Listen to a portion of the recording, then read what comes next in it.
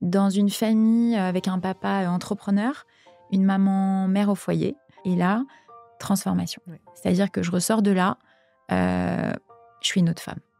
J'ai des lunettes qui me permettent de voir des choses que je ne voyais pas avant. C'est une très très bonne question. Tu ne peux pas accompagner l'autre si toi, tu n'as Si pas toi, fait t'es ton pas boulot bien. sur toi. Complètement. Et c'est un chemin aussi. Et il faut continuer à se faire accompagner. Moi, Oui. en tant que coach, je suis accompagnée. Mais on n'improvise pas comme ça. Non, on ne s'improvise pas un métier. Et c'est vrai, tu as raison, c'est d'abord un travail sur soi et d'abord savoir qui on a envie d'accompagner et vers quoi, en quelques mois, tu peux devenir quelqu'un de très connu. Alors qu'à l'époque, il fallait passer à la télé. C'est quoi pour toi un bon chef d'entreprise ? Pour moi, Je fais la coach. bonjour Sabrina. Bonjour Déborah. Je suis ravie de t'accueillir à Paris. En tout cas, je viens dans la capitale et tu m'accueilles directement dans les beaux studios de la vue Tour Montparnasse. Magnifique. On se connaît depuis peu par rapport à ton réseau, on va en parler. Mais avant de rentrer dans le parcours professionnel, j'aime toujours venir en introspection sur les rêves d'enfant. C'était qui la petite Sabrina de 10 ans ? Elle rêvait de quoi ? Écoute, déjà, merci pour ton accueil. C'est une question qui est super intéressante parce que finalement, tout vient des prémices de ce qu'on a pu vivre dans sa vie. Et la petite Sabrina, alors, de ce que je me souviens, en tout cas des rêves que j'avais petite, parce que forcément, on en a plein, mais je sais qu'à l'âge de 10, 11 ans, même avant, sûrement, je rêvais d'être danseuse. Ce rêve de danseuse, souvent les petites filles, c'est danseuse, c'est coiffeuse, tu vois, ou danseuse. Pourquoi danseuse petite ? Écoute, pourquoi danseuse ? Parce qu'à la télé, ça me faisait du bien. J'adorais ces shows à la télé. Bon, je te parle de ça, attends, j'ai 43 ans, c'était il y a très T'es plus jeune, hein. longtemps, voilà.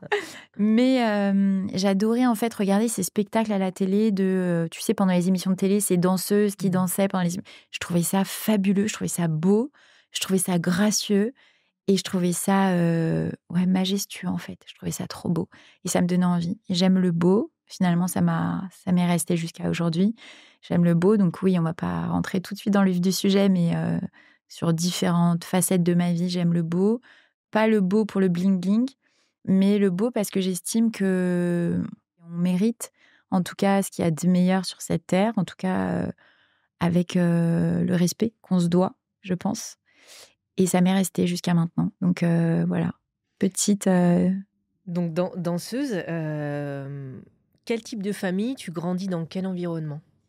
Alors écoute, je grandis dans une famille traditionnelle avec un papa et une maman. Ils étaient ensemble jusqu'à l'âge de mes 23 ans. Ils ont divorcé ensuite. Je suis l'aînée d'une famille de 3 enfants, donc un petit frère de 3 ans de moins, une petite sœur de 3 ans encore de moins. Donc je suis l'aînée, donc beaucoup de responsabilités en tant qu'aînée. Et je grandis dans une famille avec un papa entrepreneur, une maman mère au foyer. Donc j'ai un modèle familial, je ne sais pas si c'est classique à l'époque, mais en tout cas, j'ai ce modèle-là. Un papa qui s'est battu pour développer son entreprise et je me suis laissée porter par son comment dirais-je? Sa volonté en tout cas pour moi et je suis assez contente en fait, de l'avoir écouté parce qu'évidemment quand on est enfant, on est enfant. Donc on ne sait pas ce qu'il y a de mieux pour nous, donc on a des rêves. Je pense que c'est important d'écouter, maintenant moi je suis maman de 4 enfants, donc je pense que c'est important d'écouter les talents et ce vers quoi nos enfants, ont envie d'aller sans pour autant, les écouter, à 100. C'est important aussi de leur donner notre retour d'expérience, mais je suis assez contente en fait finalement avec le recul de l'avoir écouté, d'avoir fait, j'ai été jusqu'au master de droit et puis, j'ai été juriste, pendant 16 ans en entreprise, jusqu'à il y a 4 ans et demi. J'ai décidé de rompre avec tout ça, juste parce qu'en fait, je pense qu'on peut avoir plusieurs vies dans une vie. Je pense que l'entrepreneuriat, c'est plusieurs vies dans une vie. C'est ça, Et peut-être une rupture de sens. complètement, complètement. Et je pense que c'est bien de s'écouter aussi, à un moment donné. Alors, bien sûr, on ne va pas changer de métier tous les ans, c'est évident, il faut une certaine stabilité. Mais c'est important quand on évolue en fonction d'où on est, de se poser des questions au fur et à mesure du temps, de se remettre en question aussi, de se dire, finalement, est-ce que je suis heureuse? Est-ce que c'est toujours adapté à ce que je voulais? Voilà, aux aspirations en tout cas, que j'ai aujourd'hui. Et ça correspondait plus à ce que je voulais. J'avais envie je pense que c'est dû aussi à mon histoire, mais j'avais envie d'aider les femmes. Mmh. C'est vraiment ça. Enfin, j'avais envie. Je suis sur ce chemin-là, mais à ce moment-là, j'ai pris conscience que c'était important pour moi dans ma vie, euh, pour mon bien-être à moi aussi. Alors, c'est un peu égoïste, mais aussi pour les femmes, de les accompagner à se développer. Ce changement, c'était à quelle période, quelle date pour faire repérer un peu nos auditeurs? Quand tu passais du droit au coaching? À Écoute, l'accompagnement? ce moment, c'était à peu près, c'était post-Covid. Pendant le Mmh. Covid, franchement, j'étais complètement concentrée sur mes enfants. Donc, j'étais à 100%. Pour tout te dire, la vérité, c'est que j'ai. Non, moi, Bon, j'aime bien, je dis à cœur ouvert le mais podcast, donc complètement. Non, tu peux complètement. te livrer. J'ai 4 enfants. Pendant le Covid, il faut savoir qu'il y avait 4 enfants à gérer avec les devoirs, les profs en visio, un bébé, puisque ma fille a 5 ans et demi. Donc, oui, elle avait 1 an, quoi, à peu près.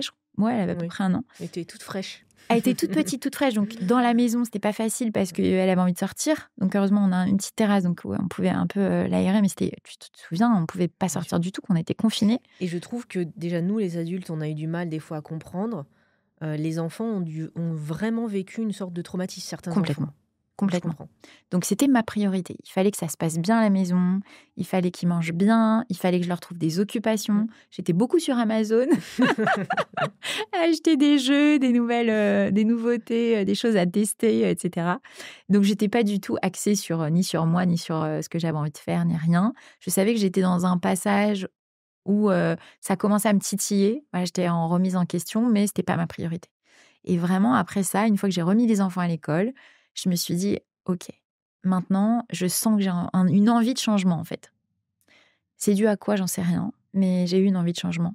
Cette, Voilà. cette crise sanitaire, on dit crise, hein, mais je trouve qu'il y a eu quand même des bénéfices, à part malheureusement le côté santé où on a perdu beaucoup de personnes chères. Il y a eu cette accélération, je trouve, de prise de conscience où on se dit, ah, ok, déjà, si on n'a pas la santé, on peut rien faire. C'est quand même la base. Hein. T'as beau avoir beaucoup d'argent, sans santé, tu ne fais rien. Et qu'est-ce qui fait sens dans ma vie, finalement, dans cet arrêt total de plusieurs mois, où je veux redonner du sens. Et c'est ça, cet aspect un peu positif dans tout ce drama, on va dire. Tu parles des femmes, de l'accompagnement des femmes. C'est quoi un peu ton constat sur la femme entrepreneur, sur la position de la femme, sans rentrer dans le côté féministe, hein, parce qu'on est là juste pour Complètement. débattre. Je suis pas du tout féministe et je l'affirme. Quand je dis je Exactement. suis pas féministe, ça veut pas dire que je suis pas pour les femmes. Je suis évidemment pour les femmes. Je suis une femme, donc évidemment je suis pour l'épanouissement de la femme. Mais par contre, pas dans le sens où je suis contre les hommes. Je trouve qu'on est très complémentaires et que d'ailleurs, quand on parle d'égalité homme-femme, ça me fait toujours sourire et on était assez d'accord avec Sixtine là-dessus. C'est de se dire, finalement, une femme c'est une femme, un homme c'est un homme. Quand on parle d'égalité homme-femme, moi, Faut ça pas me remplacer titille la place. toujours. Exactement. Concernant l'accompagnement de la femme, je vais te dire ce qui m'a amené à ça. Ce qui m'a amené à ça, c'est que j'ai constaté qu'autour de moi, il y avait beaucoup de femmes qui étaient malheureuses, désorganisées, tristes, désemparées, même complètement sous l'eau avec les enfants. Alors oui, le Covid, mais avant, après le Covid, enfin, je veux dire, il y a toujours eu des femmes qui finalement ne sont pas heureuses, en fait, tout simplement. Et beaucoup de femmes qui viennent depuis des années me contacter en me disant c'est des amis, ou alors même parfois quand je pars en vacances dans des clubs, il y a des femmes que je connais pas qui viennent me voir en me disant mais dis donc, vous avez 4 enfants, vous êtes bien organisés, mais en plus vos enfants travaillent bien et en plus ceci. Et en fait je me dis mais je pense que d'abord on peut trouver les problèmes partout, comme on peut trouver les solutions partout. Je pense que c'est vraiment un mindset. Je pense qu'il y a des personnes qui sont pas prédisposées, mais qui sont en tout cas formatées à avoir cette vision justement du bon côté, de comment je peux m'améliorer, et puis déjà c'est bien ce que j'ai, la gratitude, etc. Je pense qu'il y a des gens, selon l'éducation, qui ont déjà été formatés à cette manière de penser. Et je pense qu'il y a d'autres personnes qui n'ont, mais ça ne veut pas dire qu'on ne peut pas changer, on ne peut pas remédier à ça et on ne peut pas être heureux. C'est parce que voilà, on a l'impression que c'est le brouillard en ce moment et que ça ne va pas, qu'on va finir notre vie comme ça et que c'est la fin du monde. Et je suis quelqu'un de fondamentalement optimiste.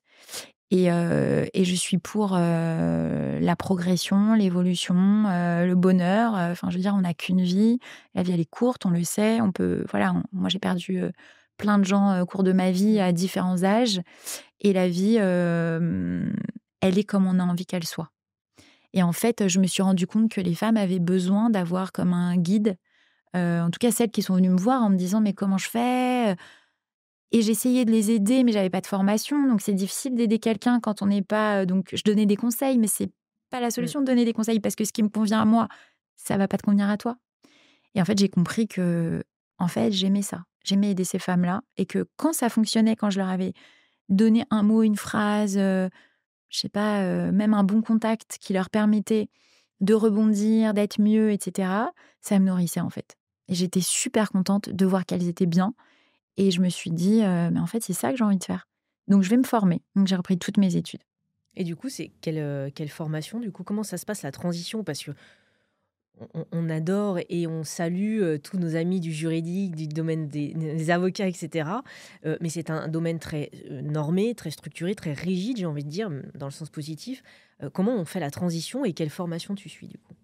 Écoute, je connais pas à ce moment-là, tout ce qui est développement personnel. J'ai une amie qui est très aguerrie là-dessus et qui me dit: «Écoute, lis tel livre». Donc je commence p à lire des livres, je te donne des exemples, je sais pas si tu connais Louise Hay? Mmh. Je commence à lire ces livres-là qui m'ouvrent sur un monde que je ne connais absolument pas et qui me passionne. Je me dis: «Mais c'est incroyable ces livres». C'est en fait, pourquoi on n'apprend pas ça à l'école? Enfin, c'est fou, quoi. Je me dis: «C'est tellement la base, pourquoi j'en arrive là, ici, que maintenant?» Et je suis complètement, bouleversée par ce que je lis, parce que j'apprends tellement de choses sur moi en peu de temps. Je me dis: «Mais c'est fou». Et en fait, pour moi, c'est tellement des clés puissantes. Donc je lis, je lis, je lis, j'adore lire et je me nourris. Je lis, évidemment Tony Robbins, je regarde des documentaires, j'apprends. Surtout aux États-Unis, ils sont tellement plus avancés. En France, je me renseigne, je vois que le coaching, ça existe, que le développement personnel, ça existe, mais c'est pas encore hyper connu. Moi, quand on m'en parle, je connais absolument pas. Et je me dis, ça m'intéresse déjà juste d'en apprendre plus sur moi. Donc on me conseille une formation de PNL, programmation Mmh. neurolinguistique, un jargon hyper chinois qui me donne en même temps envie, en même temps qui me fait peur. Mais je me dis, je suis une aventurière, j'essaye. Je fais cette formation qui dure 8 jours, où je suis vraiment en immersion du matin au soir avec un groupe de 40 personnes qui est super bien organisé. Et là, transformation. Ouais. C'est-à-dire que je ressors de là, je suis une autre femme. Je suis vraiment une autre femme. C'est-à-dire que j'ai des lunettes qui me permettent de voir des choses que je ne voyais pas avant, dans mon entourage, mon mari, mes enfants, mes parents, mes frères et sœurs, mes amis. Donc forcément, ça amène à, des bouleversements de relations, des ruptures, parce que, tu n'es plus la même et parce que tu sais, tu connais tes valeurs, tu sais qui tu es, tu sais ce que tu veux, tu sais ce que tu veux plus. Et tout d'un coup, tu te dis, «Bah, voilà, en fait, ma route, elle est là». Donc on est sur un chemin, évidemment, on s'est jamais figé, mais en tout cas, je connais mon chemin et je me dis: «C'est génial». Et en fait, il me faut des outils. Il me faut encore plus d'outils. Donc j'apprends, évidemment les neurosciences, l'hypnose, toutes les formes de thérapie brève comme l'EFT pour Mmh. la libération émotionnelle. Je me rends compte que mes clientes ont parfois des traumatismes, donc je me forme à l'EMDR pour pouvoir les accompagner, les aider à sortir de là. Je me forme à tout ça, en fait. Je fais évidemment une école de coaching qui dure, 1 an et demi. J'apprends et en même temps j'exerce et je suis passionnée par ce que je fais. Je suis passionnée parce que je me dis, en fait, l'être humain, alors j'accompagne spécialement la femme parce que je me reconnais dans ça, Mmh. mais j'aurais pu accompagner d'autres personnes, des enfants, des hommes, enfin voilà, j'ai choisi mon che comment on dit? Mon chemin de bataille, ou je sais pas Ouais. comment on dit. J'ai choisi en tout cas cette voie, mais l'être humain est un être extraordinaire et c'est ce que je disais hier à la réunion potentielle de femmes. Le plus grand défi des femmes pour moi aujourd'hui, c'est de ne pas, enfin d'avoir l'inconscience de leur puissance. Et en fait, quand je vois quelqu'un qui vient me voir pour un coaching, je sais déjà où je vais pouvoir emmener cette personne, mais cette personne ne sait même pas Mmh. de quoi elle est capable et les ressources qu'elle a pour y arriver. Donc elle vient avec un objectif qui souvent n'est pas le vrai objectif, hein. Et c'est passionnant. C'est passionnant de voir les gens se transformer, c'est passionnant de voir les gens avancer, de voir les gens heureux, quoi, tout simplement. J'aime beaucoup ta définition un peu du coaching, ton parcours. Tu sais, en ce moment, quand on dit coach, on l'a dit hier, hein, c'est à n'importe quelle sauce. On ne sait pas si les personnes sont vraiment formées, on ne sait pas ce qu'il y a derrière le mot coaching. Finalement, il y a coach en déco d'intérieur, il y a coach en prise de parole, enfin, il y a de tout. Comment toi, tu essayes de sortir l'épingle du jeu, de leur montrer qu'il faut être pro? Tu vois, j'aime beaucoup, tu dis que tu as fait une école, enfin, c'est pas en 5 minutes, hein, en plus, il y a aussi le travail sur soi. Tu vois, c'est ce qui me vient là tout de suite, c'est tu ne peux pas accompagner l'autre si toi, tu as Si pas toi, fait t'es ton pas boulot bien, sur toi. complètement. Et c'est un chemin aussi, hein. Et il faut continuer à se faire accompagner. Moi, Oui. en tant que coach, je suis accompagnée. C'est la base. Je veux dire, tu peux pas être un bon accompagnant si Mmh. t'es pas bien, comme tu dis. C'est super important. C'est vrai que c'est beaucoup de travail. Alors après, j'adore étudier, j'adore apprendre. Donc pour moi, c'était pas un problème. Aujourd'hui, je suis complètement sidérée de voir. Alors, il y a deux choses là-dedans. C'est pas parce qu'on a fait des études de coaching qu'on est un bon coach. Parce qu'il y a l'intuition, il y a les valeurs, il y a l'empathie, il y a la manière dont tu vas accompagner avec tes valeurs une personne. Donc, c'est vrai que les diplômes ne font pas évidemment le talent. Mais, à l'inverse, je suis complètement choquée de voir qu'il y a des personnes qui exercent en tant que coach avec un titre qui aujourd'hui voilà, est vulgarisé. Sur quelle base? Enfin, Mmh. je veux dire, de quelle manière? Qu'est-ce que le coaching finalement? Le coaching, c'est d'accompagner quelqu'un d'un point A à un point B. C'est ça le coaching. Et encore une fois, c'est pas du conseil, c'est pas du consulting. On n'est pas du tout dans ça. C'est vraiment d'aller questionner la personne Mmh. de la bonne manière pour lui permettre de trouver ses ressources et de dépasser ses limites pour atteindre cet objectif. Donc de trouver sa trajectoire. Mais il y a rien, il y a personne d'autre que toi qui sait comment tu vas pouvoir atteindre cet objectif. Encore une fois. Et le vrai coaching, c'est ça. Donc comment je me démarque? Écoute. Je pense que c'est le bouche à oreille aussi, les personnes que j'accompagne, qui me recommandent, etc. Puis tu attires peut-être les personnes dans ton énergie, j'ai envie de dire, qui te Exactement, représentent, qui te exactement, ressemblent. Voilà, c'est ça que je voulais dire. exactement. Mais le professionnalisme aussi, c'est quelque chose, toi aussi, dans ton métier. Enfin, je veux Mmh. dire, les gens te recommandent parce qu'ils savent que tu es une professionnelle. Donc ça, c'est important aussi quand tu exerces. J'aime pas trop ce mot coach, en fait. J'aime pas trop ce mot coach. Et en même temps, je trouve pas d'autres mots pour Ouais. le remplacer. C'est compliqué, tu vois. Alors, je peux dire parfois que je suis une experte. J'ai 2 domaines de prédilection aujourd'hui que j'affectionne particulièrement, qui me plaisent. Et c'est ce pourquoi, en majorité, on vient me consulter, c'est le développement du leadership et du charisme. Et c'est vraiment mes sujets aujourd'hui. Et donc, je dis parfois que je suis experte en leadership et en Mmh. charisme. C'est une manière différente de dire que je suis Oui. coach. Voilà. Mais je trouve que c'est intéressant parce que j'en vois plein passer, hein, et cette différenciation, tu vois, c'est la première fois, que, enfin, toi, en tant que coach, tu l'exprimes et tu le dégages aussi. En fait, il faut que ça soit cohérent. Il y en a trop qui se disent coach déjà sans diplôme parce que ça fait bien, et parce qu'ils écoutent deux trois personnes, ils se disent: «Bah, voilà, ça j'ai cette différenciation» et je trouve que c'est vraiment important. C'est comme dans d'autres domaines, il y a pas que le coaching, mais il faut vraiment le marquer. En tout cas, c'est une des raisons aussi de notre échange, c'est pour montrer que, bah, en fait, tout déjà ne se fait pas en 5 minutes. La transition se peut faire, mais on n'improvise pas comme ça, Non, on s'improvise pas un métier et c'est non. vrai, tu as raison, c'est d'abord un travail sur soi et d'abord savoir qui on a envie d'accompagner et vers quoi. Mmh. Il faut que tout soit cohérent. Tu l'as dit, il faut trouver l'équilibre parfait entre ce qu'on aime, ce pourquoi on est fait, c'est ce fameux ikigai, Mmh. et ce dont le monde a besoin en fait. Il y a une question qui me vient, c'était danseuse, tu vois? Tu es passée par le droit, tu as voulu faire plaisir à ton père, hein, c'est toujours ça. Complètement. Ma mère voulait que je sois prof d'italien, donc j'ai fait des études. Finalement, je lui ai dit: «Non, c'est la com, qui me plaît», hein. Donc je suis revenue parce qu'on revient toujours à nos À ses amours, amours. c'est toujours pareil. Et je suis pas devenue danseuse. J'allais dire, du coup, il y a coach, est-ce que bientôt il y aura danseuse? Alors écoute, tu as vécu Potentiel de femme hier. Ouais. Qu'est-ce que tu as vu à Potentiel de femme? On De a la dansé. danse. Exactement. C'est ce côté, tu vois, finalement, je reviens à mes premiers amours, c'est ce côté à travers ce que je fais, parce qu'il y a une vraie mission de vie aussi. Finalement, je me vois pas aujourd'hui, alors que j'ai le choix. Enfin, je veux dire, au moment de ma reconversion, j'avais le choix aussi de me reconvertir en danseuse, pourquoi pas? Mmh. C'est pas ce que j'avais envie fondamentalement, il y avait quelque chose de plus profond, je voulais. Mais à travers la manière dont je le fais, j'aime toujours ce côté un peu chaud, sans pour autant...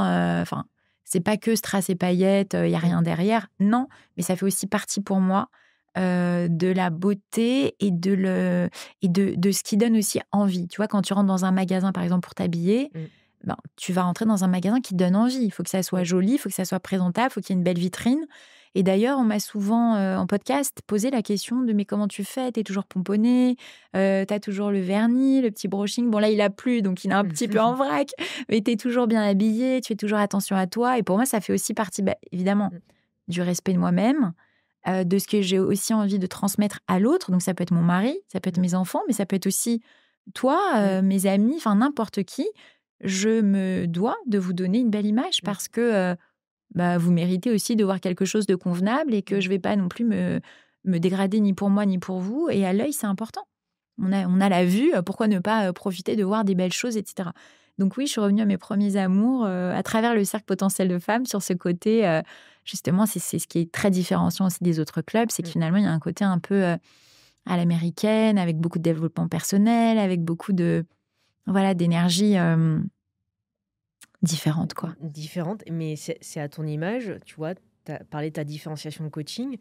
Ton club est à l'image de ça. C'est le beau, c'est l'élégance. Je dirais plutôt que le beau, c'est l'élégance. Le côté raffiné avec des choix bien précis. Et c'est effectivement à ton image. Il y a plein d'autres clubs qui existent, qui sont à l'image du fondateur ou de la fondatrice. Et je trouve que ça, c'est cohérent. Après, on adhère ou pas. C'est Bien pas le débat sûr, aujourd'hui. complètement. Mais je trouve que c'est vraiment... le côté danseuse, il y a cette élégance, en fait, cette grâce, tu vois. Et on le retrouve dans ton expression, on le retrouve dans le club. Donc complètement cohérent. Le club, c'est quoi pour moi, je l'ai découvert, donc ça va, je connais. Mais celle qui découvrira aujourd'hui, comment tu le définirais? Écoute, d'abord, c'est mon 5e bébé pour moi. J'ai une fille du board qui me disait t'en avais pas assez de tes 4 enfants, il fallait que tu prennes une centaine d'autres enfants. Moi, je ne les considère pas comme mes enfants, mais le club en lui-même, c'est mon 5e bébé. Pourquoi? Parce que déjà, il est né d'une... comment te dire? Ça n'a pas été forcé. Quelque chose qui est arrivé naturellement. Alors, comment c'est arrivé? Quand je me suis lancée dans l'entrepreneuriat, il y a 4 ans et demi, 4 ans et demi, 5 ans à peu près, quand je me suis lancée dans l'entrepreneuriat, je me suis dit, mais en fait, comment je vais développer ma clientèle? Ça, c'était ma première problématique, parce que moi, je suis juriste. De base, j'ai pas besoin d'aller chercher des clients, j'étais salariée. Donc là, c'est un problème. Donc, comment je fais pour me démarquer, pour le côté marketing? J'y connais absolument rien. Mais comme je suis très sociable, donc je parle avec Pierre, Paul, Jacques, voilà, comment ça fonctionne, comment on trouve des clients, etc. Et puis, une femme me dit, écoute, faut que tu viennes dans un club d'affaires. C'est un club d'affaires, mais c'est quoi? Ah écoute, faut que je t'explique, c'est des entrepreneurs comme nous. L'objectif, c'est d'échanger nos cartes, de s'entraider, de se recommander. Et je trouve le concept génial. Pourquoi je le trouve génial? Parce que je me dis, mais en fait, à travers ma vie, tu as compris que j'aimais le partage, l'entraide, la bienveillance. Pour moi, c'est important d'avoir une famille soudée, etc. Et en fait, dans le professionnel, j'imaginais pas que ça pouvait exister. Donc je me dis, un club d'affaires, mais c'est génial. En fait, c'est une famille professionnelle. C'est trop bien. Parce que dans mon entourage, j'ai pas d'entrepreneur, à part voilà, mon père, mon mari, mais j'ai pas de copine. Une famille que tu choisis en plus. Une famille que tu choisis.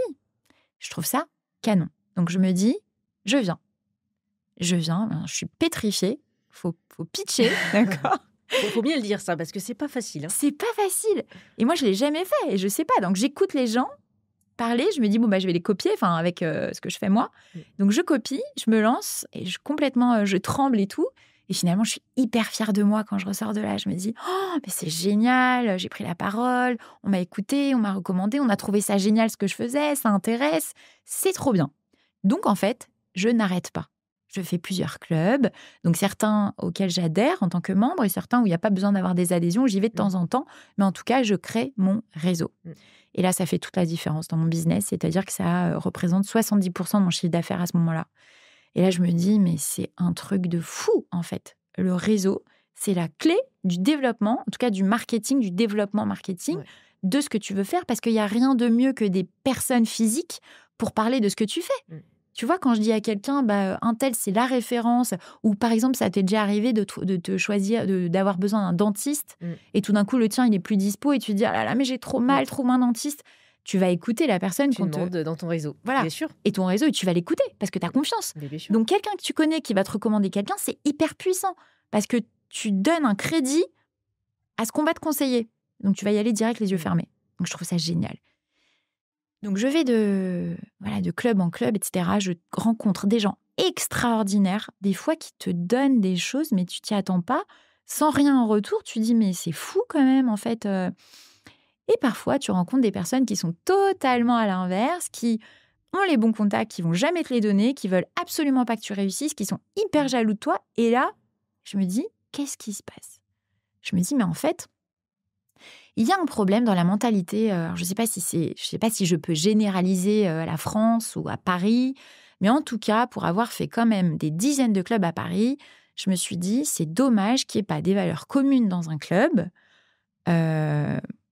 avec un tronc commun, des valeurs communes qui font que, tu sais que quand tu rentres, tu ne vas être qu'avec des gens comme ça, avec des valeurs, je parle.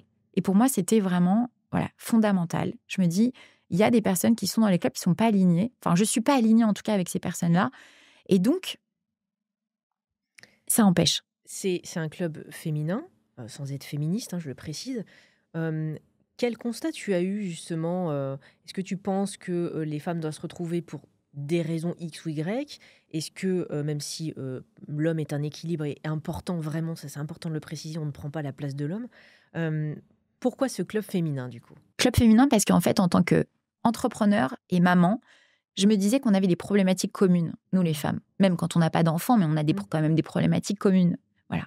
Donc je me suis dit, c'est intéressant de se retrouver entre nous pour pouvoir se comprendre, se conseiller, parce que finalement, on passe tous par des moments de vie qui peuvent être similaires ou en tout cas qui peuvent inspirer, aider quelqu'un d'autre. Et là, je me dis, c'est intéressant de se retrouver entre femmes pour ça.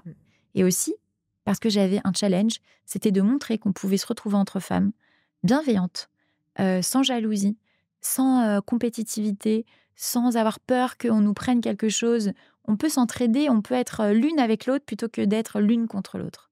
Et en fait, j'ai jamais, moi, ressenti dans ma vie, et je ne sais pas comment ça vient, je pourrais pas te l'expliquer maintenant, mais je n'ai jamais ressenti ce côté jaloux au sens péjoratif du terme, d'accord? Tu peux avoir envie d'évoluer, donc quelqu'un te donne envie d'avoir quelque chose, mais c'est dans le sens ambition, pas dans le sens jalousie, tu vois? Et ça, j'ai jamais compris ça. Donc à chaque fois que j'ai été confrontée à ce genre de personnes, ça m'a fondamentalement dérangée parce que c'était pas mes valeurs. Et en fait, je me suis dit, il y a bien des femmes qui sont comme ça, donc en fait, je vais faire le cercle des femmes avec ces valeurs-là.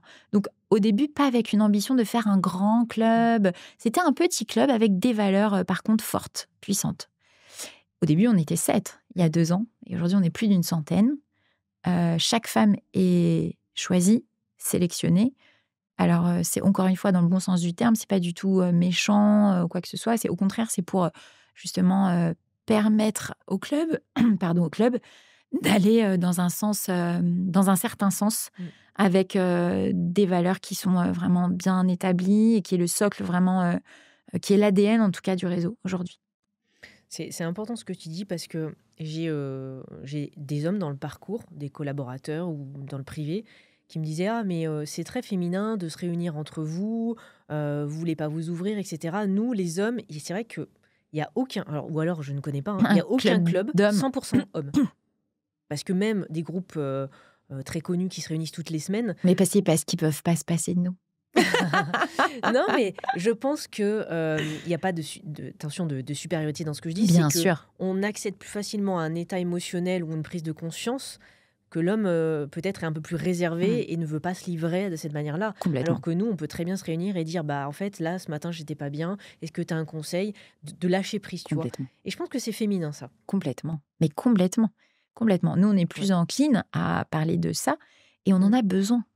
On a besoin de se nourrir aussi de ça. Et en fait, c'est pour ça que ce club, finalement, c'est pas un club qui est que business. C'est pas un club où tu vas venir, tu vas juste donner ta carte et dire qu'est-ce que tu fais, ok, je vais te recommander. Pas du tout. C'est un club, au contraire, où tu vas pouvoir te nourrir de différentes manières, sur différents supports, avec différentes personnes qui viennent de démarrer ou des personnes qui sont déjà des entrepreneurs bien aguerris, mais même chacune avec son histoire de vie, maman, pas maman, mariée, pas mariée, divorcée, maman solo. Tu as tout type de profil qui te permet en fait de te nourrir Et aussi, pas seulement de te nourrir, parce qu'on n'est pas là que pour prendre en tout cas, mais de pouvoir aussi donner, tendre ta main à quelqu'un qui va pouvoir avoir besoin de toi. Et pour moi, c'est toute la richesse, c'est de pouvoir aider l'autre. Et je dis toujours, la phrase clé, c'est en quoi je peux t'aider. Et c'est la phrase clé en fait, parce que quand tu as envie de donner à l'autre, en tout cas moi personnellement, quand quelqu'un me dit envie de m'aider, alors que je la connais presque pas, ou même que je la connais bien, mais qu'elle a envie de m'aider alors que je lui ai rien donné, mais j'ai qu'une envie, c'est de la porter, cette personne-là. Donc c'est un cercle vertueux en fait. Ta vision sur 10 ans, sur 15 ans, sur 20 ans, avec le club, avec ton parcours professionnel en tant que coach, ça serait quoi? Ah là là, c'est dur cette question. C'est toujours dur, cette C'est question. dur, c'est dur. Et en même temps, et c'est dur oui et non, parce que ma mission, voilà, je la connais, je suis sur le chemin, de la parcourir. Ma vision du club, je suis déjà, épatée par, là où il en est, ce club, Mmh. grâce à vous toutes, toi y compris, puisque maintenant tu fais partie de l'aventure. Je suis hyper épatée par, comment ça s'est développé, et tout ça, c'est grâce à vous toutes. Et j'espère, que ça va se développer encore plus, et pour autant, j'ai pas non plus, heu, envie de détériorer la qualité, de ce que ce club peut apporter aux femmes, en tout cas, et de ce qu'elles viennent y chercher. C'est un club pour moi qui vraiment, se veut être très qualitatif, et c'est ce que je veux apporter à tous mes clients, que ça soit sur du coaching personnalisé en entreprise ou à travers le cercle. Pour moi, la qualité, c'est l'essentiel. Je veux vraiment apporter de la qualité, et je suis pas certaine que en me développant pardon, à l'échelle Mmh. nationale ou internationale, je vais pouvoir garder ça. Tu sais, j'ai été approchée par beaucoup de femmes qui veulent la franchise potentielle de femmes parce qu'elles adorent le concept, Mmh. et parce que ça commence à prendre, à avoir un nom tout simplement, qui est Développé intéressant. dans toute la France, ouais. Exactement, et je Ouais. pourrais le faire parce que j'ai plein de femmes qui veulent, le faire, mais je suis pas certaine que c'est de ça que j'ai envie. Donc, en tout cas, aujourd'hui, c'est à Paris, c'est, sous ma vision et mon tu vois, les femmes demandent parfois: «Mais est-ce que quand je viens au rendez-vous potentiel de femmes, vous êtes là?» Mmh. Et je dis: «Oui, je suis tout le temps là, évidemment». C'est C'est toi qui portes le projet, tu l'image exactement. centrale. Exactement, et puis ça me passionne de faire ça. L'idée, c'était pas de créer un concept où je ne suis plus, Mmh. la partie «débrouillez-vous, moi j'empoche l'argent», pas du tout. Mon Mmh. concept, c'est: je vais vous accompagner, on va le faire ensemble, Mmh. on va s'entraider, et on va arriver à des sommets parce qu'on est ensemble, et qu'ensemble on est une puissance, Et indétrônable. c'est ça qui apporte cette différence. Oui, Je suis je peux que te soutenir dans ce sens-là. Ce qui va faire ta force, et ta force sur le long terme. On vient, c'est ce que je dis souvent pour des clients, on vient acheter d'ailleurs un produit, un service, peu importe, mais on vient acheter l'histoire, ou en tout cas l'essence de la personne qui porte. Que ce soit un responsable, que ce soit une organisatrice, etc. Je trouve que c'est vraiment très important. Qu'est-ce que tu donnerais comme conseil à une jeune entrepreneur qui adhère ou pas du tout au club, hein, mais que tu rencontres en tant que coach? Tu lui dis quoi? Elle vient, elle se dit: «Voilà, j'ai des rêves, je ne sais pas si je me lance, comment je me lance?» à travers le club ou en dehors en tant que coach? Les 2, on va dire. Alors, ce qui est le très, très important, c'est: est-ce que je me lance ou pas? Encore une fois, l'entrepreneuriat, c'est un choix. Mmh. Donc, si on se lance, il faut prendre conscience dès maintenant, dès le début, que forcément, il va y avoir des moments difficiles comme des moments plus faciles, mais que c'est une responsabilité. C'est comme être parent. Je veux dire, quand on décide de faire un enfant, tu prends la Mmh. responsabilité de cet enfant. Tu vas devoir l'accompagner, tu vas devoir l'éduquer, tu vas devoir voilà, l'accompagner dans ses études, lui apprendre des choses, passer du temps avec, etc. Tu fais pas un enfant comme ça en claquant des doigts. Enfin bon, c'est ma vision, encore Mmh. une fois. Et ben, l'entrepreneuriat, c'est pareil. Tu prends une responsabilité, donc il faut avoir déjà ce côté un peu, leader, Mmh. ce côté un peu, prise de risque, ce côté un peu, ouais, ce côté prise de risque. Je pense que c'est important de l'avoir quand tu es entrepreneur. Donc déjà, ça, c'est la première chose à se poser, et encore une fois, être entrepreneur, c'est pas une fin en soi. Mmh. Aujourd'hui, on voit beaucoup d'entrepreneurs partout, ça pullule et c'est bien, il faut entreprendre. Oui, c'est bien d'entreprendre, mais si tu le ressens. Si tu le ressens pas et que tu es salarié, c'est OK. Moi, j'étais salariée pendant 16 ans. Je peux te dire qu'aujourd'hui, j'ai aucun regret sur ça parce que c'était ultra confortable, et qu'à ce moment-là, en tant que maman qui avait envie de profiter de mes enfants, parce que c'est ma priorité, et en tout cas, ils étaient petits, je voulais pouvoir être là à tous les moments, peu importe ce qui se passe, etc. C'était super, c'était génial d'être entrepreneur, d'être salarié, Ouais. pardon, le lapsus. Donc, Voilà. Ça, On là, peut switcher. on peut switcher, on peut être salarié, on peut être entrepreneur, on peut même mettre les deux. Parce qu'il y en a qui veulent avoir la sécurité un petit Bien peu de sûr. l'emploi, donc avoir un mi-temps en tant que salarié, mais d'avoir aussi le côté, on en a une au sein du cercle, qui a un super job dans une entreprise hyper connue. Donc, elle a son super salaire et elle est très contente, elle s'éclate. Et d'un autre côté, elle a ce côté entrepreneur d'une mission qui la passionne. Et ça, c'est vraiment le conseil que je donne. Vraiment, vraiment, il faut être passionné par ce qu'on fait. On ne peut pas Passion. réussir dans l'entrepreneuriat si on n'aime pas ce qu'on fait. Mm. C'est pour ça que s'inventer un métier, vouloir copier quelqu'un, dire « Ah, elle fait ça, tiens, moi aussi, je vais le faire ». Mais non, en fait, il faut apprendre à se connaître. La connaissance de soi, c'est un pouvoir transformationnel qui est incroyable. Et c'est en ça que le coaching, il est puissant. Parce qu'en fait, et moi, je l'ai découvert à travers ma première formation de PNL, où j'ai compris qui j'étais. Mais c'est fou de dire ça. J'avais 38 ans. J'ai compris qui j'étais à ce moment-là. En me disant, mais ok, en fait, Sabrina, aujourd'hui, c'est elle, quoi. Alors que c'est dingue de passer une vie à côté de sa vie. Tu vois ce que je veux dire? Donc, l'entrepreneuriat, pour moi, c'est se connaître, connaître ce qu'on aime, et puis avoir ce côté un peu prise de risque, aventurière. Il y a une question qui me vient du coup, j'aime bien poser. Est-ce que tu penses que, du coup, ta reconversion, ce travail de coach, d'entrepreneur, a été une forme de thérapie ou est-ce qu'il faut d'abord faire un travail sur soi pour être entrepreneur? C'est une très, très bonne question. Je pense alors, la thérapie, c'est un grand mot et j'accompagne aussi, j'ai accompagné beaucoup en thérapie brève de nombreuses personnes. Il faut pas s'arrêter en fait. La thérapie sur soi, l'accompagnement de soi, le travail sur soi, faut jamais s'arrêter. C'est un travail d'une vie. C'est C'est un travail d'une exactement ce que vie. m'a dit Lise Bourbeau, une excellente coach canadienne, qui a un peu d'âge avancé maintenant.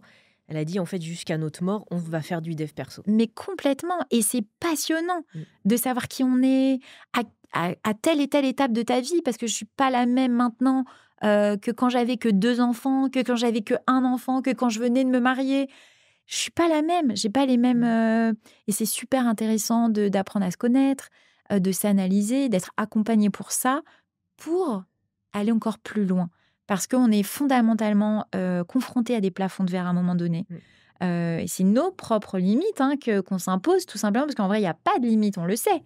Tu sais mieux, tu sais aussi. Oui. On n'a pas de limite. Et quand on voit justement des femmes, des hommes qui ont atteint des sommets assez dingues, tu te dis, mais comment ils en sont arrivés là? Ben, en fait, ce sont des personnes qui ont réussi à dépasser ces limites-là, Mmh. d'une façon ou d'une autre. Mais en tout cas, le coaching, le développement personnel, la thérapie, ce sont des moyens de dépasser ça de manière beaucoup plus rapide. Quand on veut gagner du temps, voilà. Du coup, tu conseilles à chaque entrepreneur, en parallèle de faire, alors quand je dis faire une thérapie, c'est un accompagnement, hein, ça va Oui, être un le psy, accompagnement. ça va être, avec des pratiques de santé naturelle, enfin peu importe. Complètement, complètement. Il faut être cadré, il faut être accompagné, je veux dire. Il faut être accompagné. Alors, il faut pas. Il Mmh. faut pas nécessairement parce qu'il n'y a pas de, je veux dire, qui je suis moi pour dire ce qu'il faut faire. Mmh. Encore Tu une fois, tu recommandes. chacun sait ce qu'il y a de bon pour lui. Mais quand vous sentez qu'il y a un blocage, pourquoi vous voulez attendre? C'est comme les gens qui ont mal à la dent, qui attendent 6 mois avant d'aller chez le dentiste, et ben mince, il faut enlever la dent. Mmh. Et pourquoi on perd du temps? En tout cas, Peut-être qu'en France, par rapport aux États-Unis, c'est toujours un peu cliché, mais on n'a peut-être pas l'habitude, de dire: «Ah bah oui, je vais voir un psy très jeune ou je me fais accompagner». non, mais c'est très Tu sais, mal c'est vu. encore un peu tabou, hein. C'est très mal vu. C'est Eh très, oui. très mal vu. En fait, je vais te dire, pour moi, ce qui me vient à l'esprit tout de suite quand tu me dis ça, c'est le côté je suis accompagnée, je suis faible. Exactement. Et pas du tout. C'est pas ce que je pense, mais en tout cas, Mais c'est ce pas que les du gens tout. pensent. Mais c'est ce que les gens pensent. Ouais. Et en fait, moi, je l'ai compris avec le développement personnel, qu'en fait, quand tu vas te faire accompagner, c'est tellement intelligent, c'est tellement ambitieux, c'est tellement puissant. En fait, c'est comme, je vais te parler d'autre chose, mais toi, tu es spécialisé en web marketing, donc tu vas comprendre. Euh, je veux être connue. Ben, au lieu de passer 10 ans à essayer de faire des vidéos toute seule sur les réseaux, à essayer de te faire un petit blog toute seule, tu vas avoir un professionnel. Ouais. Ok, tu vas payer, tu vas investir. Ça demande un investissement. Mais tu te rends compte de ce que tu gagnes comme temps. Je veux dire, c'est la denrée la plus rare, c'est le temps, en fait. C'est la chose dont on ne peut qu'on On peut peut pas pas racheter. acheter. On peut pas acheter. C'est passé, c'est fini. T'as loupé le coche, t'as loupé le coche. Voilà, moi, je prends conscience chaque matin, je me dis, oh mon Dieu, mais j'ai tel âge, j'ai fait tout ça, mais j'ai envie de faire tout ça. Donc, comment je peux faire pour aller tu vois, droit à Ouais. l'essentiel, gagner du temps, parce qu'en fait, en gagnant du temps, t'as tout gagné.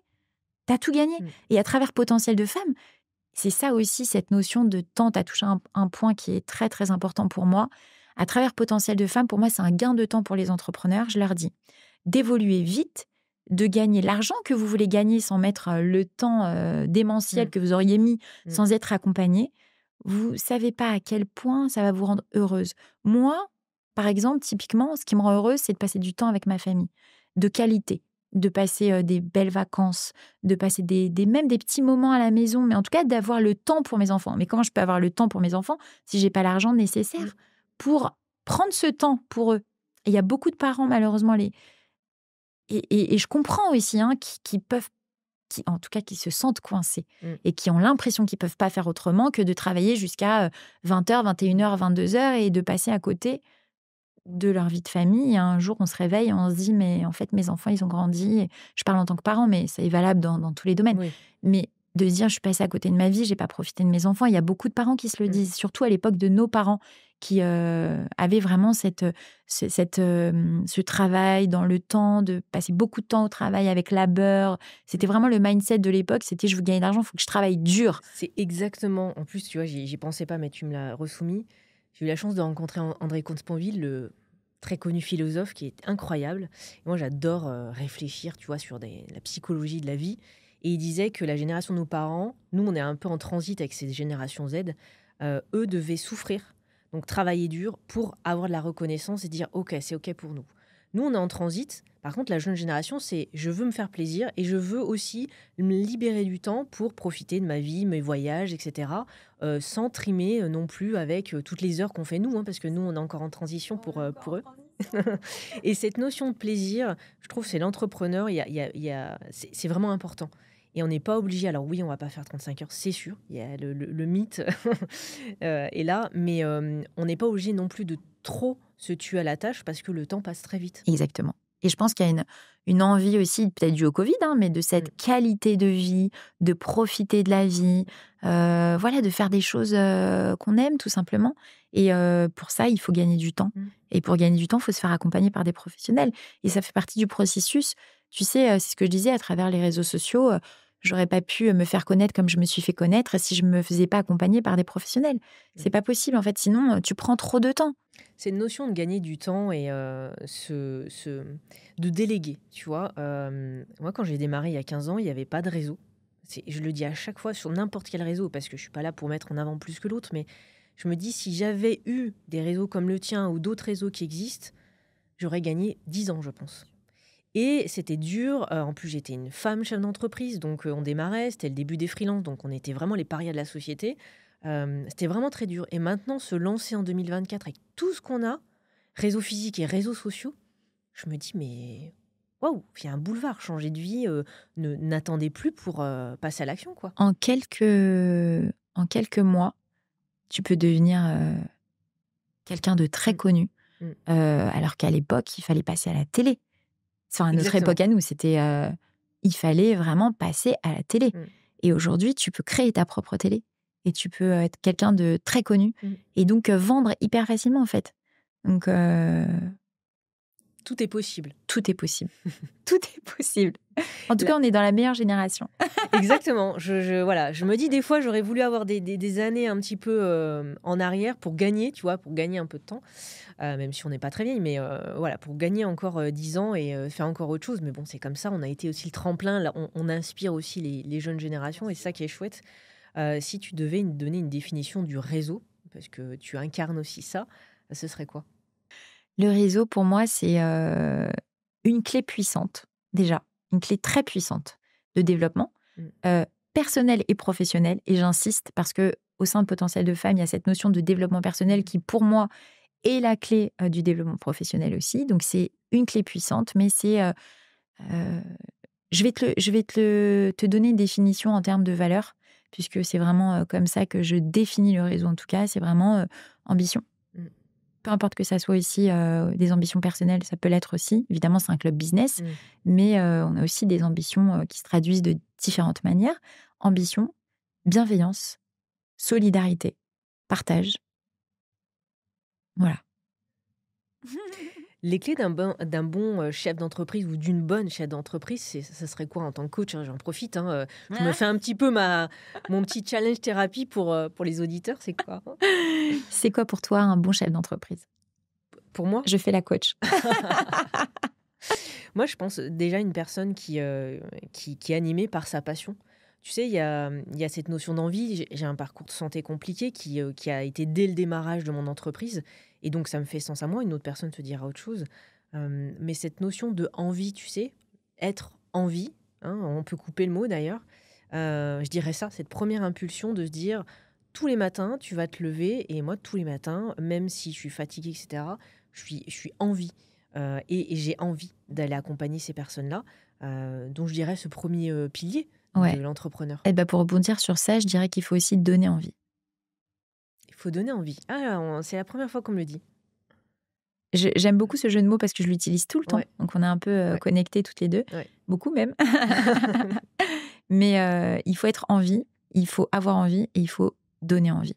Quand tu es un chef d'entreprise, si tu ne donnes pas envie, que ça Mm, soit à tes salariés, à tes clients, mm, à tes partenaires, à tes fournisseurs, tu peux pas réussir. mm. Donc, il y a plusieurs. Après, ça dépend de ce que tu entends par donner des conseils pour être un bon chef d'entreprise. Il y a plusieurs notions là-dedans. Il y a plusieurs questions dans la question. Je pense pas qu'il y ait un. C'est comme être un bon parent. Je pense pas qu'il y ait une recette miracle Mm. pour être un bon parent, pour être un bon chef d'entreprise.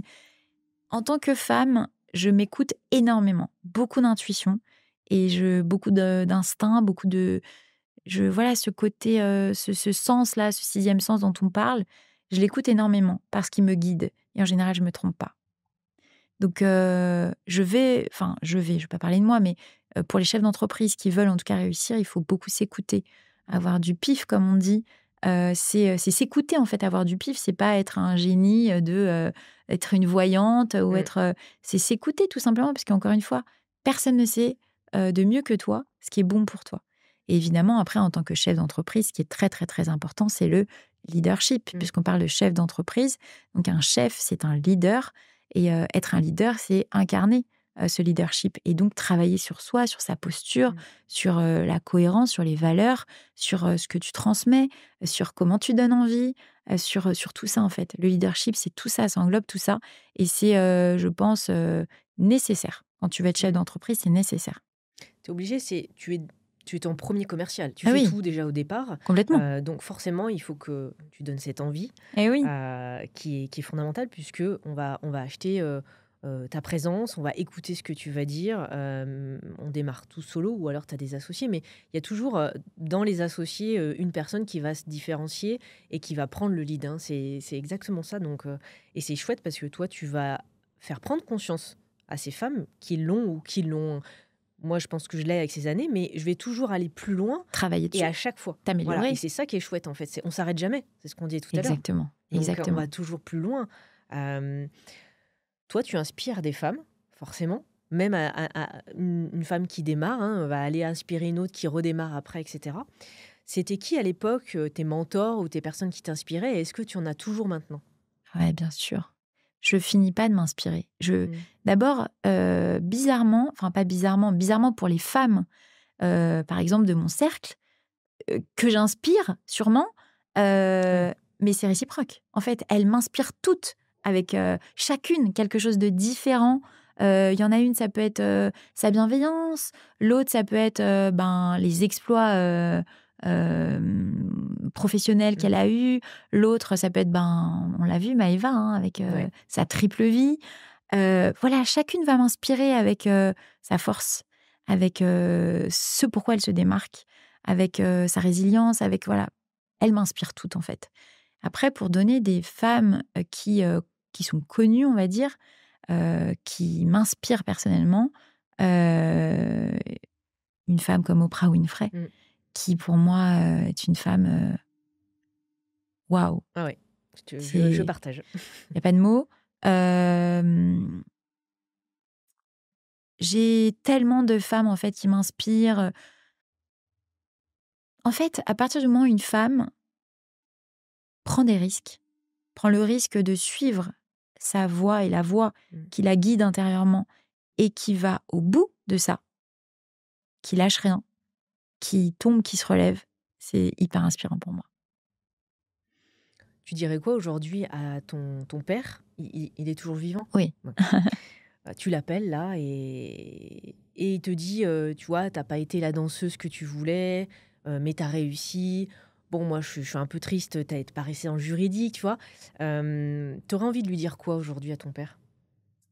Sur ton parcours professionnel, hein, Écoute, mon père aujourd'hui, il me dit qu'il est très fier de moi et que même si j'ai changé de voie, il est en fait, ce qui l'intéresse, c'est que je sois heureuse, évidemment, en tant que parent.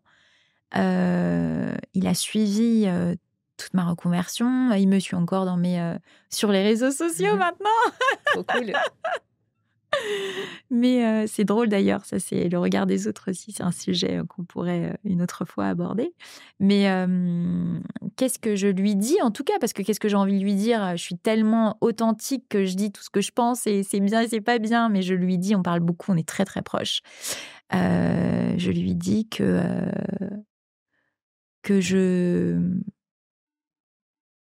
je suis en tout cas mon instinct et mon intuition et que je vais vers quelque chose qui me passionne Mmh. et heu et que, j'ai pas «abouti» entre guillemets, dans la carrière, juridique, mais on s'en fout en fait. Est-ce que c'est important? Bah, oui. Est-ce que c'est important en Lui, il fait? avait, peut-être la notion de sécurité. Nos Complètement, parents, c'est ça, hein. complètement. C'est souvent cette notion-là. Finalement, il doit être rassuré. Ouais, Il te voit dans le confort. ouais.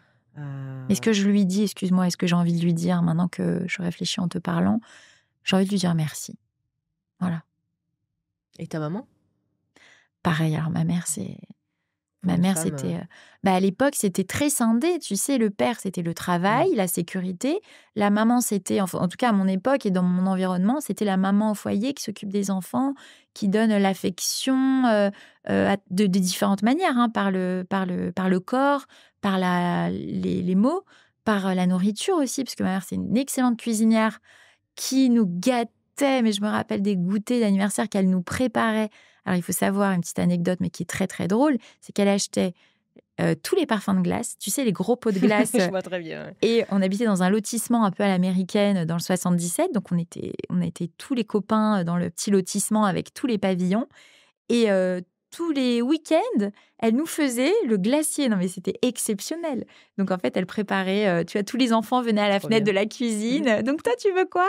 Et c'était génial. Donc ma mère, merci évidemment à mes 2 parents, quoi. Je veux dire, c'est ce que les 2 m'ont apporté qui fait finalement qui je suis, Mmh. aujourd'hui avec cette détermination, cette force, cette ambition, cette confiance en moi et je le dis en fait, je le dis parce que pour les parents, c'est important de le savoir et on s'en rend pas compte. Et moi, j'en prends conscience aujourd'hui de parce qu'on m'a donné quand j'étais petite et que j'ai eu la chance de recevoir, c'est cette confiance en moi. En fait, quand j'étais petite, on me disait: «Tu es la meilleure» et on me le disait tout le temps.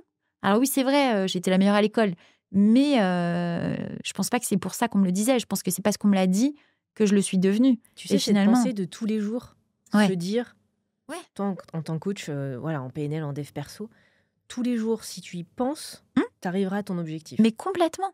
Il faut l'ancrer, il faut l'imprimer, que ça soit à l'écrit, que ça soit à l'oral, que ça soit il faut vraiment l'ancrer, c'est important de l'ancrer, c'est très important et moi, on m'a ancré que j'étais la meilleure.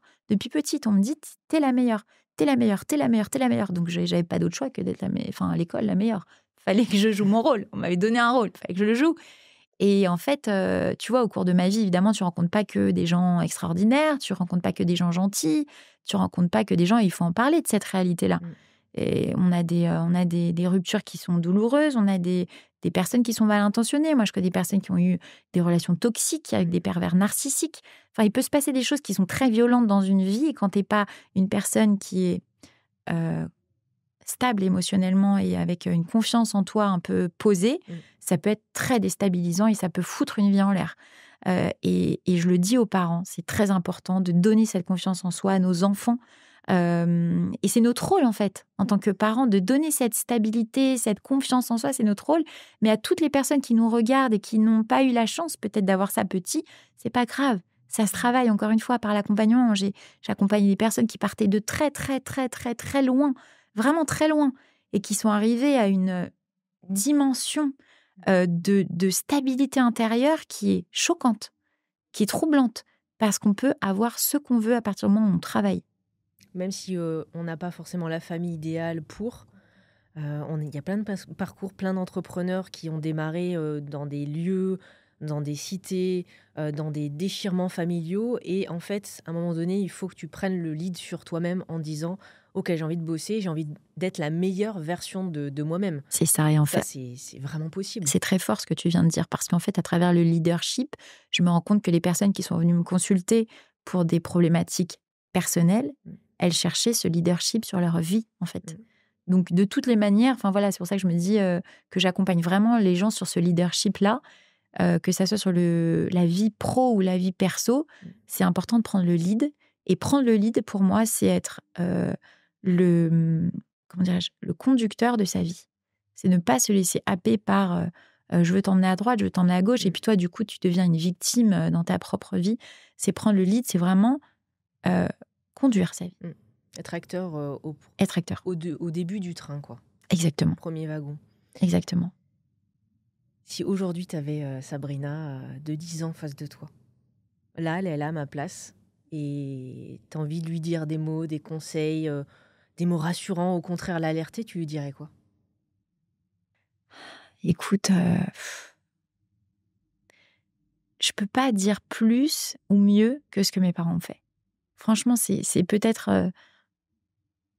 comme on dit, prétentieux de dire Mmh. ça, ou peut-être, idéaliste. Mais en tout cas, je le pense vraiment, que j'ai eu des parents qui m'ont tout donné et que j'ai pas besoin, tu vois, quand je le fais en thérapie, l'enfant intérieur, de rassurer cet enfant intérieur qui est une personne, enfin, une enfant qui avait déjà, cette assurance, et qui je suis une personne, alors j'ai la foi, peu importe, enfin, je veux dire, chacun avec sa Mmh. spiritualité, on croit en Dieu, on croit en Oui, la oui. nature, on croit en Bouddha, enfin, peu importe. J'ai la foi, je suis très croyante, et cet optimisme-là vient de là. Je pense qu'on n'est pas né pour rien, je pense qu'on a une mission dans sa vie. Mmh. Je pense que, il faut, heu, accepter sa mission, et il faut, tout faire pour, donner le meilleur de soi-même, dans tous les moments de sa vie. C'est ce que j'essaye de faire à travers, encore une fois, ma famille, mes amis, le cercle. J'essaye de donner le meilleur. Alors parfois, c'est pas toujours ce que les gens attendent, mais en tout cas, l'intention était là, l'intention était bonne.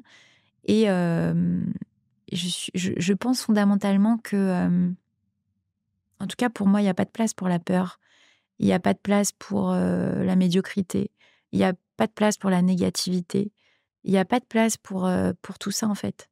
Alors oui, je suis un être humain, je suis pas surhumaine, je suis pas Wonder Woman où, Mmh. tout se passe toujours bien, et je suis tout le temps heureuse. J'ai mes moments de bad, hein, on est d'accord, on est tous des êtres Mmh. humains, mais je ne leur donne pas d'importance à ces moments-là. Je voilà. Donc si je devais, parler à Sabrina, à cette petite Sabrina de 10 ans, je lui dirais, ce qu'on m'a dit, en fait, «Aie confiance en toi, la vie est Tu belle, la meilleure. il y a tu la meilleure, il y a que des belles choses, tu vas voir, oui, parfois ça va pas être facile, mais tu vas te relever, même si tu tombes, c'est pas grave, tu as une petite égratignure, relève-toi, tu vas voir, tu vas gagner en force et en courage, il faut aller au bout, faut foncer, quoi. Faut foncer». Moi, je suis une fonceuse, je pense qu'il faut foncer dans la vie, et il faut profiter à fond, et il faut tout faire à fond, et heu et faire ce qu'on aime, et c'est des conseils un peu bateaux, mais c'est tellement puissant et Mmh. tellement vrai, tu vois? Qui le fait vraiment, en fait? C'est pas là au premier degré, c'est vraiment intégré profondément. Intégrer profondément ces notions-là, intégrer profondément, et quand il y a quelqu'un qui t'emmerde, mais dis-lui au revoir, quoi. Tu vois, Mmh. cette notion du regard des autres, de la peur du regard des autres, de la peur de dire non, de la peur de vexer, de la peur de qui respectes-tu plus, l'autre ou toi? C'est important de se poser la question, parce que finalement tu dis oui à l'autre, Donc, tu te dis non à toi. Donc, si tu te dis non à toi, tu ne te donnes aucun crédit. Donc, personne ne te donnera aucun crédit, en fait. Mmh. Donc, c'est un cercle vicieux. Je te remercie, en fait. Cette forme de thérapie, en fin de compte, tu sais, pour moi, la vidéo, l'interview, c'est autre chose. J'ai eu la chance, au début de mon entrepreneuriat, d'être accompagnée par beaucoup de thérapeutes, mais des coachs, des gens très bienveillants. Et je me dis, si à travers notre épisode de podcast, ça aide à faire prendre conscience à des femmes qu'il faut y aller, bien sûr qu'il faut aller découvrir ton club si elles se reconnaissent là-dedans, mais surtout qu'elles prennent conscience que oui, tout est possible. Ouais, exactement. Merci en tout cas. Bah, merci à toi.